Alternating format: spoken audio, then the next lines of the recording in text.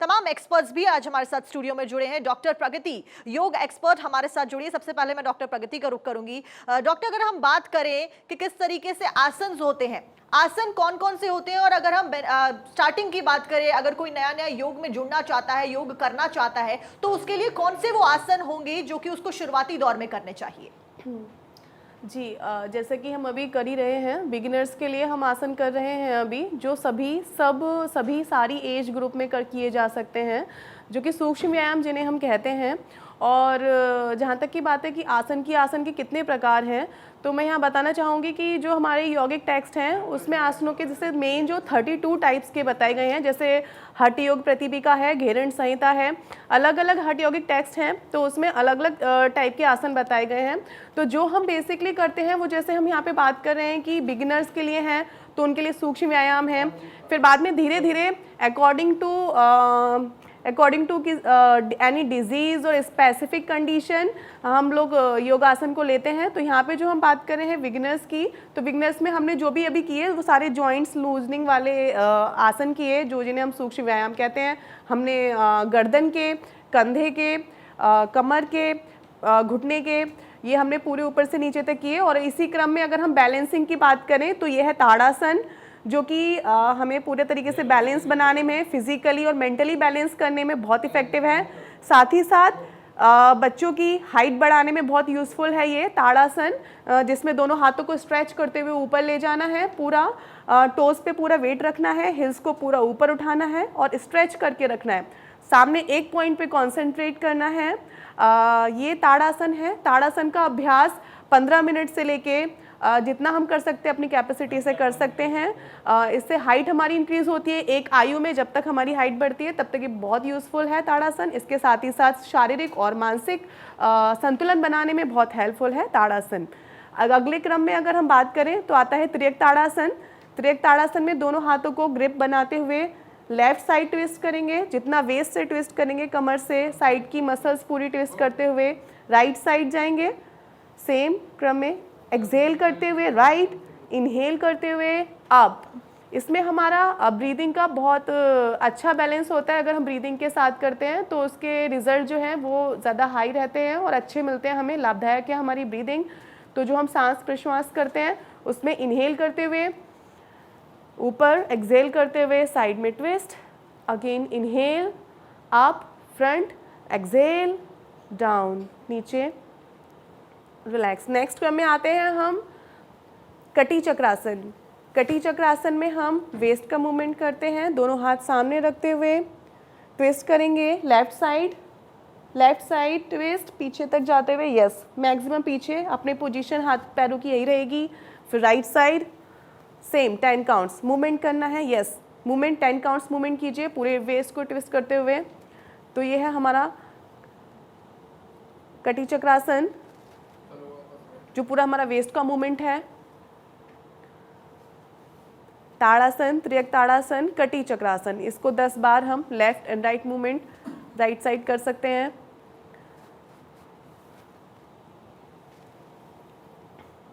Yes, hands down. Now इसी क्रम में हम आगे देखें तो जो बहुत इफेक्टिव है, जो कि हमें आसनों की जो प्रारंभिक क्रिया है, इसको हम बोलते हैं फॉरवर्ड एंड बैकवर्ड बेंडिंग। ये जस्ट एक मूवमेंट है हमारी फ्लेक्सिबिलिटी को इंक्रीज करने के लिए।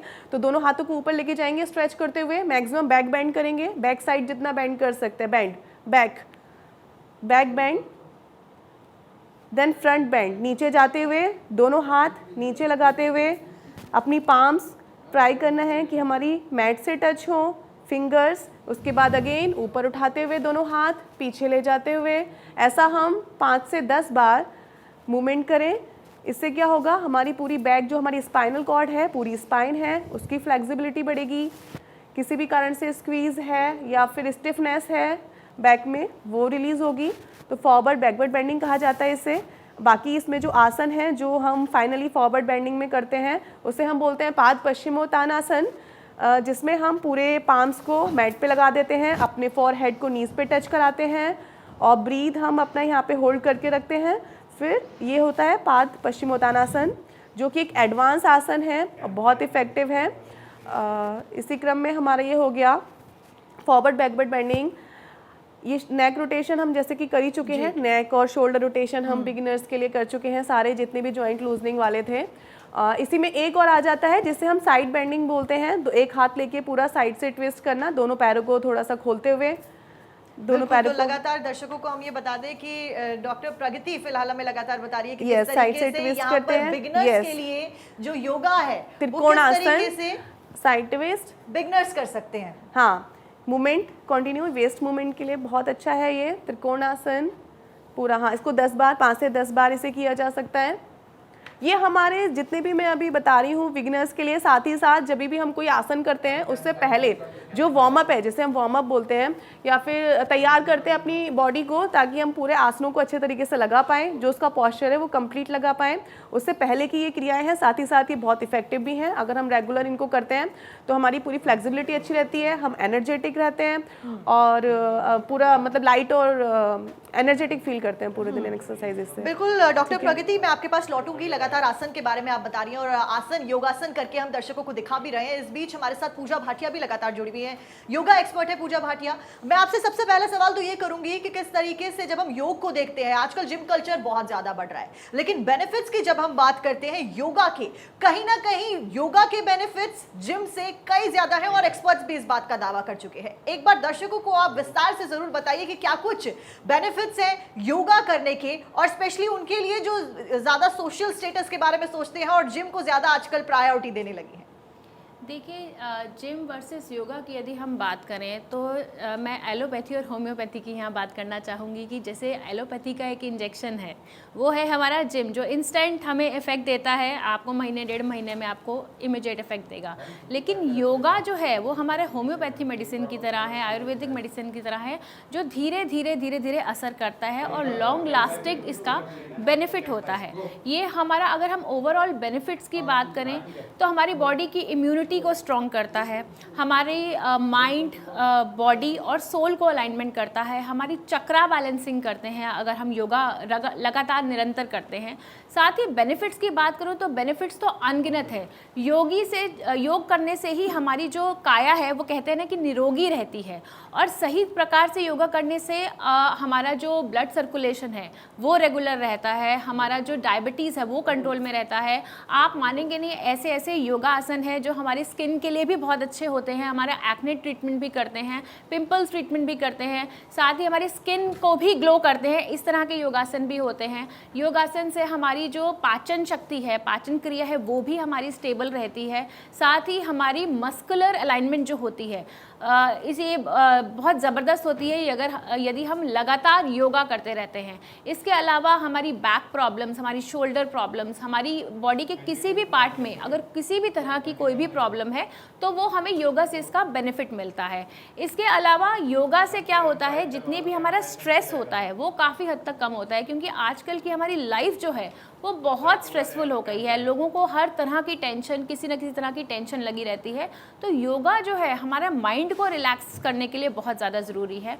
और साथ ही योगा के साथ साथ अगर हम मेडिटेशन करते हैं तो हमारी फोकस पावर बहुत बढ़ती है और कॉन्सेंट्रेशन पावर बहुत बढ़ती है। और साथ ही यदि हम बच्चों को अगर योगा की हैबिट डालते हैं तो उनके लिए स्टडीज़ में बहुत ज़्यादा इसका जो है बेनिफिट मिल सकता है, क्योंकि फोकस पावर बढ़ने से क्या होता है कि हम अच्छी प्लानिंग, अच्छी इम्प्लीमेंटेशन, अच्छा रिसोर्सफुलनेस से एक अच्छी ऊर्जा के साथ काम कर सकते हैं। साथ ही योगा जो है उसका जो मूल उद्देश्य है वो क्या होता है कि हमारी बॉडी का जितना मल है उसका नाश करना और हमारी बॉडी की जितनी भी नकारात्मक ऊर्जाएं हैं उस नकारात्मक ऊर्जा को ख़त्म करके एक सकारात्मक ऊर्जा का संचार करना ही योगा का विशेष उद्देश्य माना गया है।